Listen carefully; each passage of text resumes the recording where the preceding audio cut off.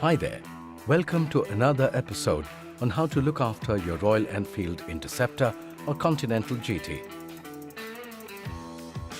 Today we are going to look at how you can adjust your clutch cable. Your clutch cable should ideally have a play of 3 to 4 mm. If it's more or less, here's what you should do. Use the 12 mm open-end spanners to loosen the cable lock nut on the clutch cover. If the clutch play is too much, turn the other end nut clockwise to reduce the play. If it's too tight, turn the same nut anti-clockwise to increase the play. Then check the clutch-free play. Once you're done, tighten the inner nut and lock the outer nut. You can also adjust the clutch play at the handlebar by turning the screw clockwise to tighten or anti-clockwise to loosen the clutch play.